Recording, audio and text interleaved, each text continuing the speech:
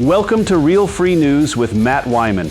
Today we begin with the opening statement, a summary of a recent essay, followed by topical and select Redux reports, and concluding with a classical philosophical abstract. Stay tuned in for the next half hour because it is going to get real free news. Judicial invention, selective enforcement, and the conversion of speech into crime. The July 23, 2026, split verdict against Shiloh Hendricks in Olmsted County, Minnesota, crystallizes a profound distortion in the administration of justice.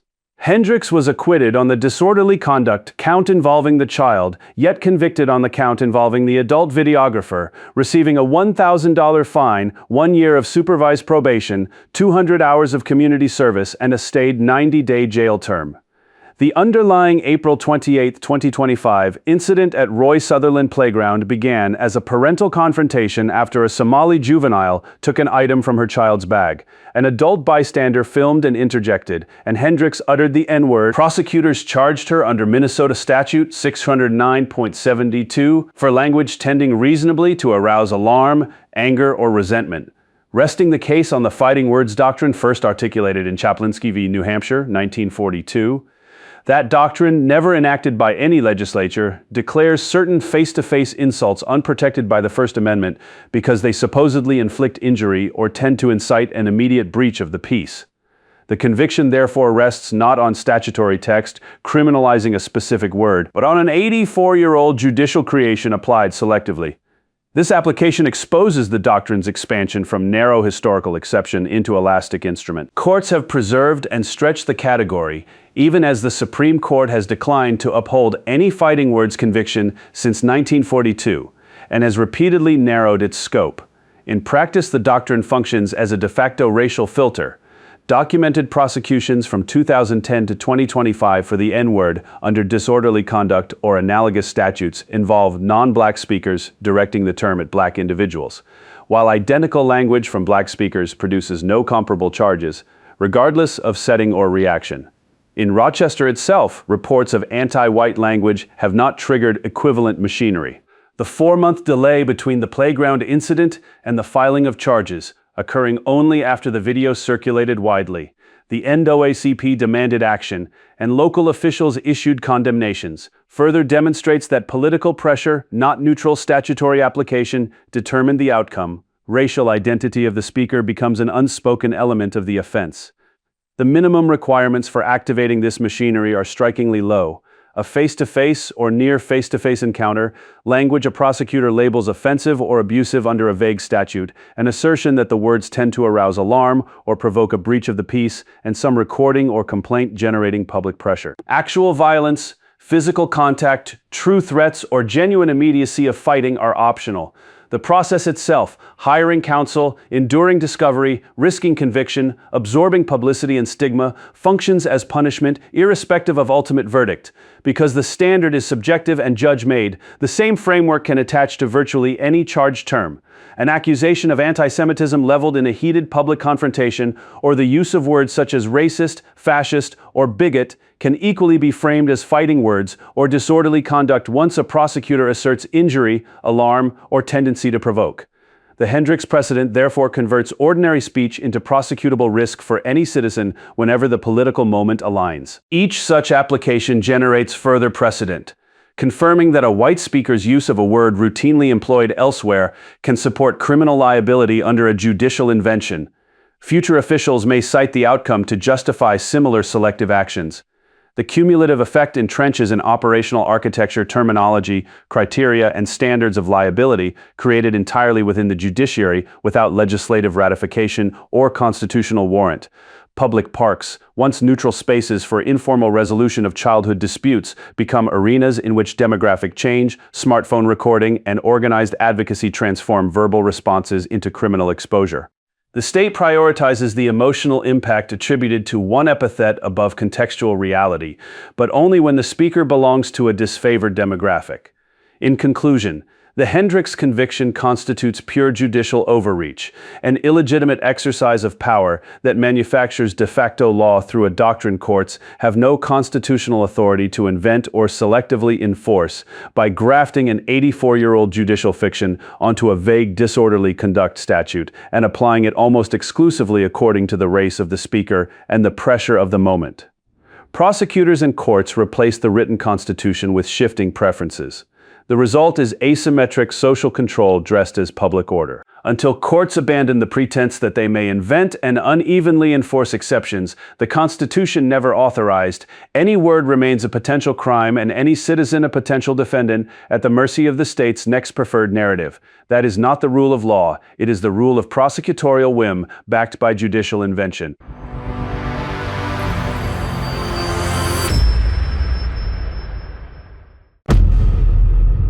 The dynamics of cohesive elite networks and pathways for institutional accountability.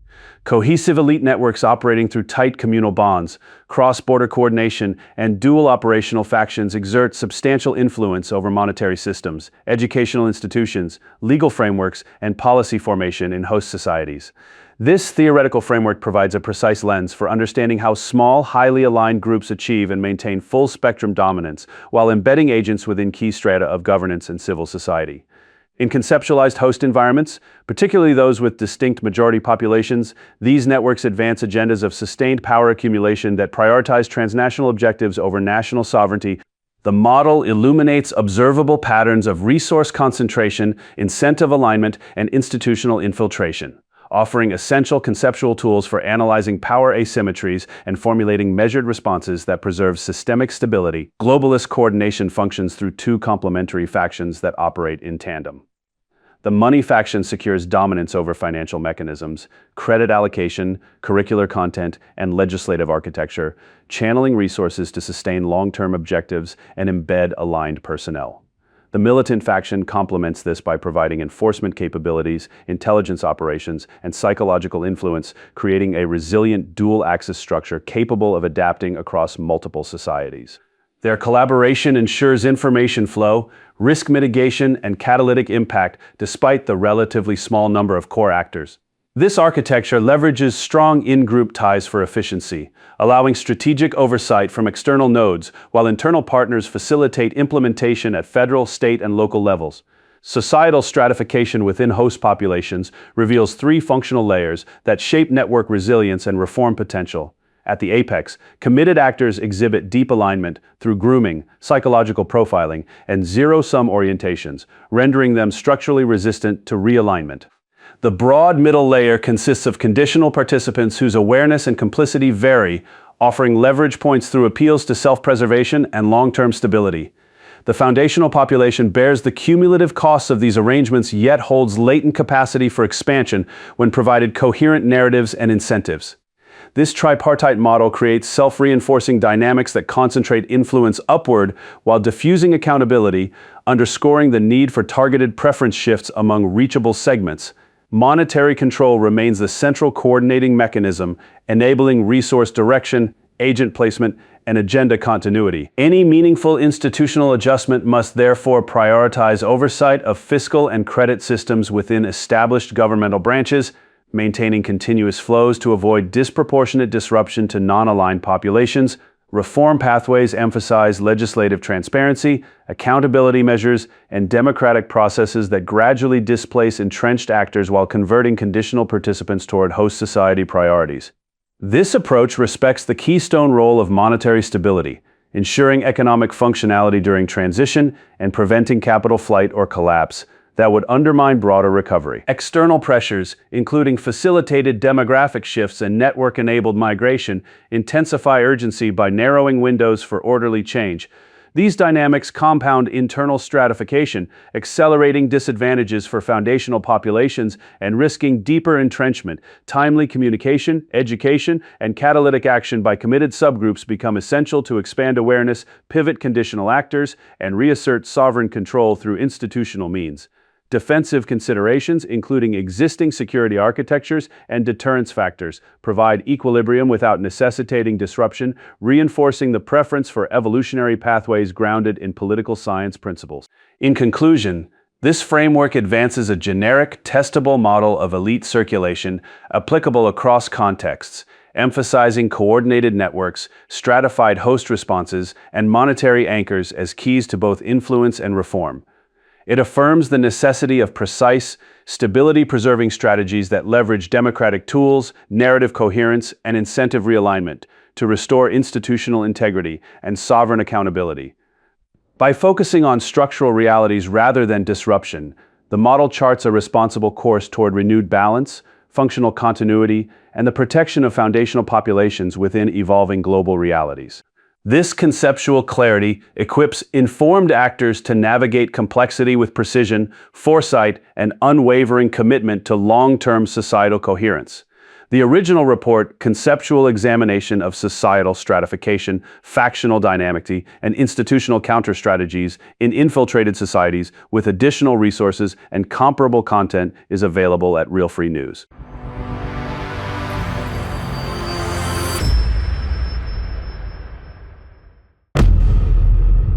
The layered, imprescriptible criminality of the COVID response. The COVID response constitutes a multi-layered structure of imprescriptible criminal offenses that persists independently of any debate over the existence, origin, or severity of a virus.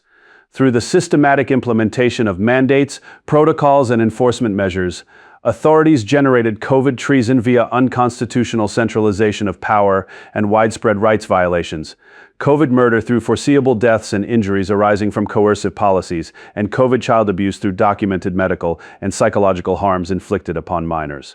These designations as malum and say wrongs stand as inherent features of the response itself, unaffected by hypothetical acceptance of the official pandemic narrative. Layer 1 establishes the foundational criminality.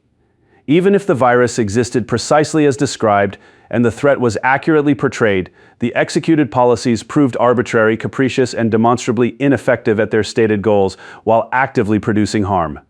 Mask mandates, vaccine coercion, treatment suppression, and institutional protocols failed to deliver promised protections and instead generated constitutional violations, excess deaths, injuries, and developmental damage, particularly among children. The criminal character resides in the coercive execution of these measures, their disregard for emerging evidence of harm, and their breach of fundamental legal and moral boundaries.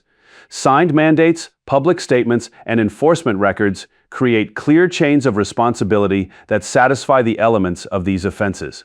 This layer removes any possible defense rooted in good faith reaction to an emergency, demonstrating that the crimes would exist even under the most favorable interpretation of events.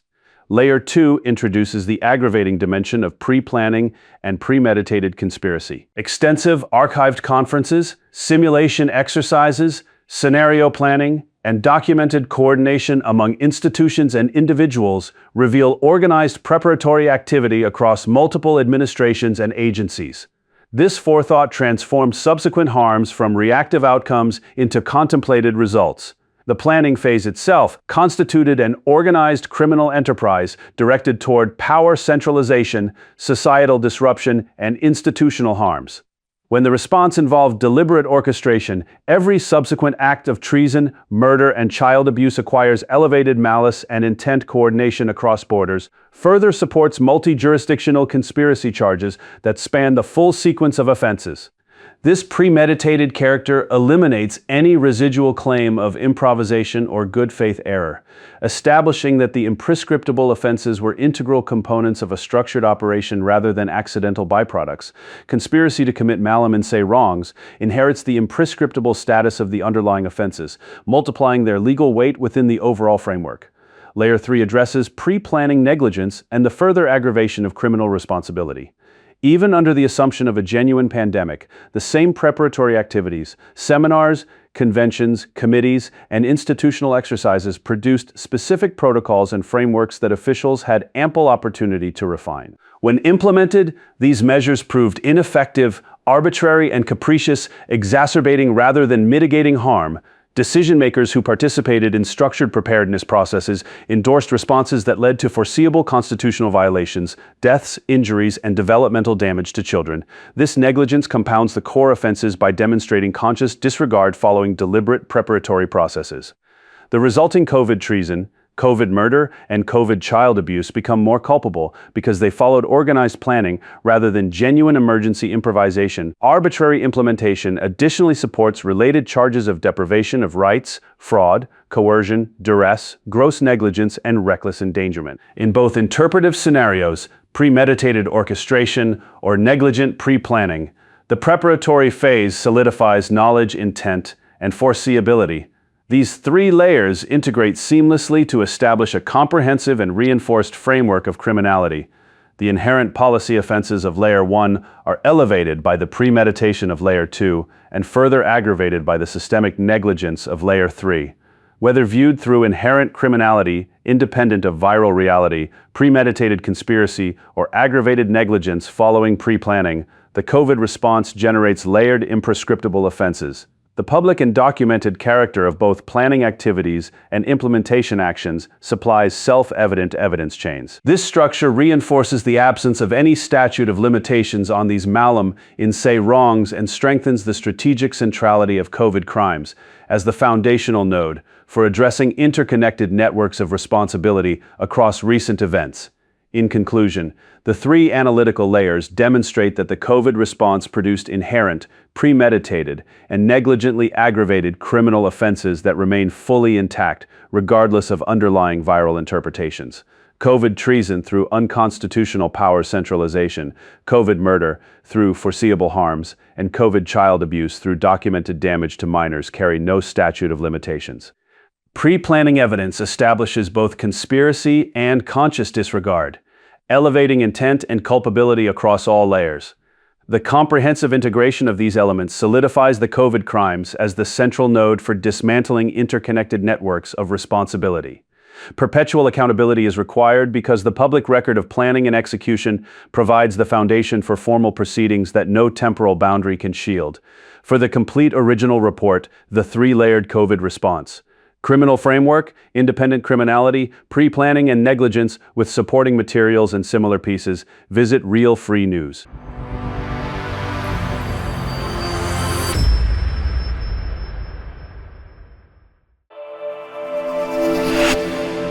Modern government has expanded far beyond its legitimate purpose, transforming from a limited provider of foundational public goods into an expansive, self-perpetuating bureaucracy that prioritizes its own growth over public benefit. This evolution represents a fundamental departure from sound governance. The true role of government is narrow and specific: the construction and maintenance of roads, the provision of clean water, and the reliable delivery of electricity. These functions enable commerce, safety, and daily life. All other activities exceed this baseline and serve primarily to sustain the administrative apparatus itself. A vast network of public employees funded entirely by compulsory taxation now consumes enormous resources through salaries, pensions, benefits, and overhead while producing little verifiable value for citizens. Regulatory agencies generate paperwork, redundant inspections, and compliance burdens that solve no pressing problems. Social service departments, welfare programs, housing authorities, and international aid initiatives create structures of dependency rather than fostering independence. These programs respond not to genuine public demand, but to internal incentives for expansion, drawing resources from productive sectors of the economy and redirecting them into activities that deliver marginal or negative net returns. Private sector workers, who must create tangible value to earn compensation, operate under clear accountability. Their success depends on meeting market needs through voluntary exchange. In contrast, many government functions lack this discipline. Tasks often involve report generation, meetings, and rule enforcement, whose necessity remains unverified by those outside the system. Tax authorities, regulatory bodies, and certain law enforcement activities function more as mechanisms of extraction than service, imposing costs on the very citizens who fund them. Programs intended to assist vulnerable populations frequently operate as self-reinforcing cycles. Benefits expand caseloads, which in turn justify larger staffs and budgets, perpetuating institutional growth at the expense of long-term prosperity. Public compensation drawn from coercive taxation, combined with job protections and guaranteed benefits, further distances these roles from market realities. When significant portions of the public workforce advance partisan objectives through selective enforcement, policy design, and resource allocation, the line between neutral administration and political machinery dissolves. This structure shields itself through layered protections, including qualified immunity, union contracts, and administrative rules that resist scrutiny and reform. The economic consequence is a continuous cycle of extraction and recirculation. Taxes fund salaries and programs which generate statistical justification for further spending, all while diminishing overall societal wealth. Essential infrastructure deteriorates as administrative layers multiply. In conclusion, effective governance demands a return to government's essential functions, roads, water, and electricity, while eliminating the expansive superstructure that extracts without commensurate value. Only by restoring this disciplined, limited framework can government once again serve the public interest rather than its own perpetuation. This restoration represents the clearest path to renewed prosperity, accountability, and fiscal integrity. Discover the source report. The expanding bureaucracy, how public employment drains resources, serves no genuine purpose, and operates against the public interest, together with more in-depth resources and similar material on Real Free News.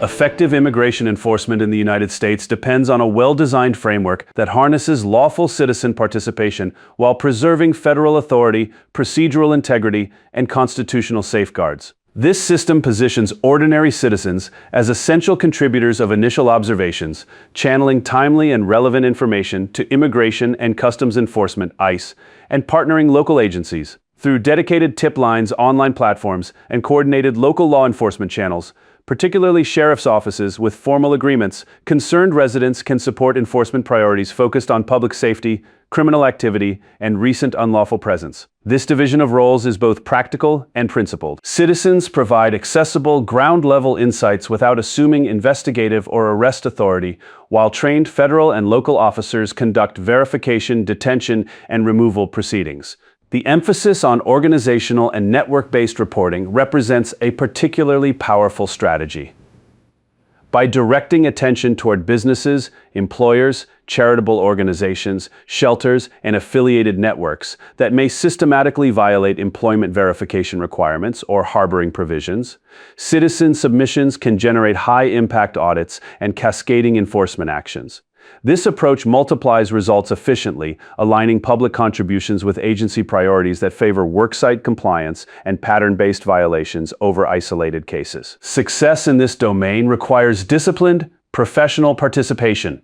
Reports achieve optimal outcomes when they present verifiable patterns, supported by public observations of vehicle traffic, shift schedules, and operational rhythms documented from lawful vantage points, rather than generalized impressions. Integration of open-source records, such as business filings and nonprofit documentation, further strengthens submissions. Structured, factual narratives that reference relevant statutes, include precise identifiers, and incorporate protective language, affirming good faith intent and agency responsibility, enhance credibility and processing efficiency. These standards protect contributors while ensuring enforcement rests on substantiated evidence. Challenges inherent in individual identification underscore the wisdom of the organizational focus.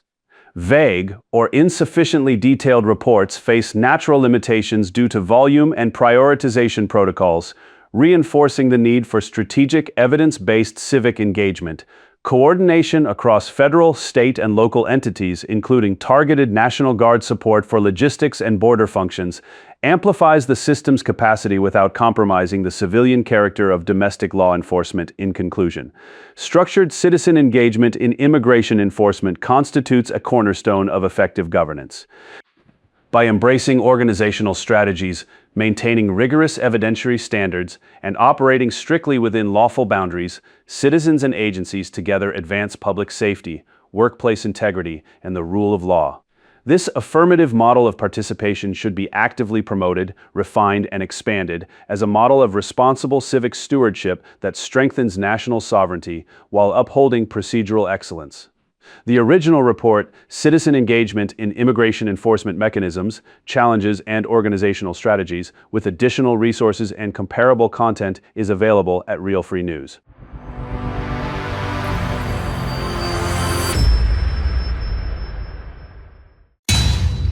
The Book of Five Rings by Miyamoto Musashi, the Ground Book.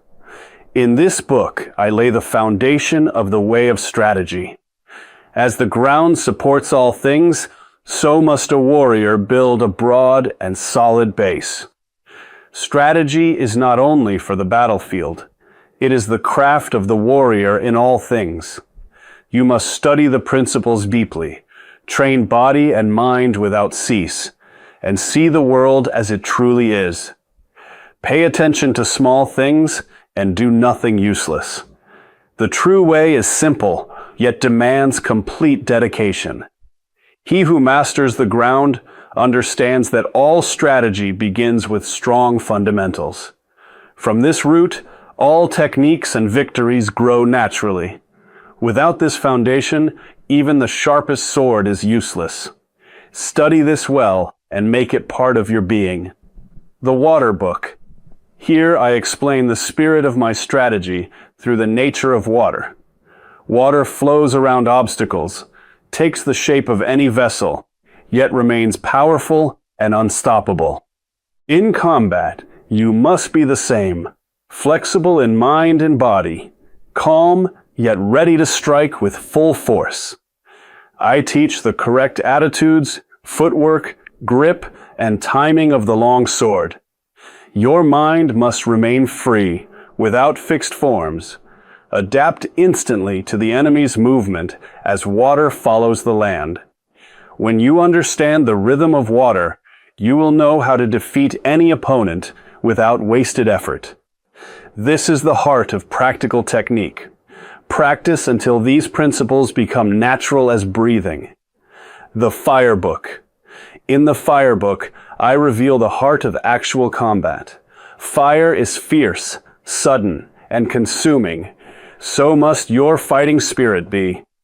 I set down the ways of initiative, timing, and decisive striking.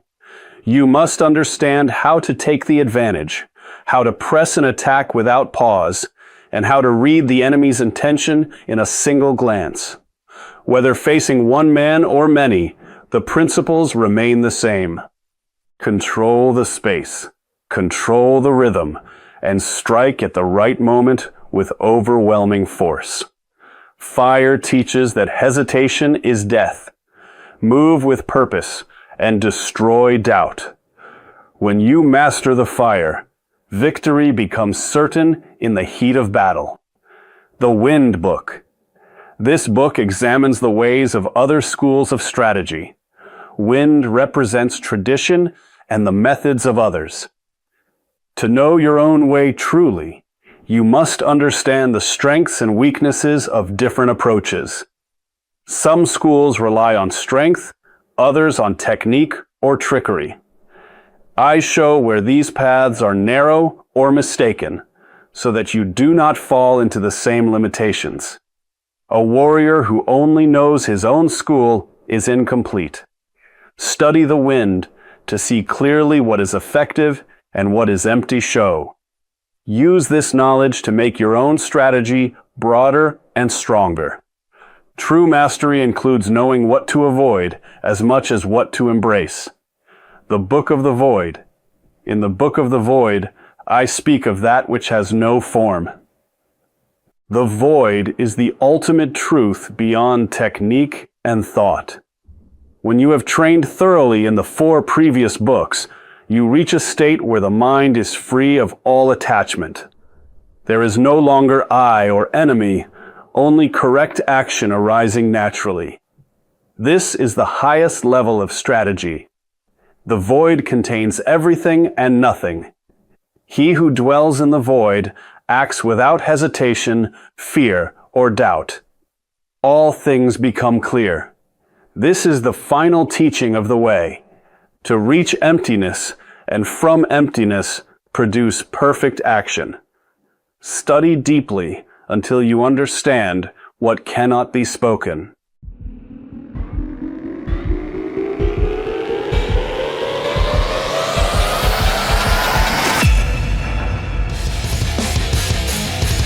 Thank you for tuning in to Real Free News with Matt Wyman. Be sure to like, share, subscribe, and write what you think in the comment section. View past reports and the 24/7 live stream on the video hosting platforms. Check out the Real Free News store for real free food, books, merch, and more. Tune in again, and until then, remember to keep it real. Free News.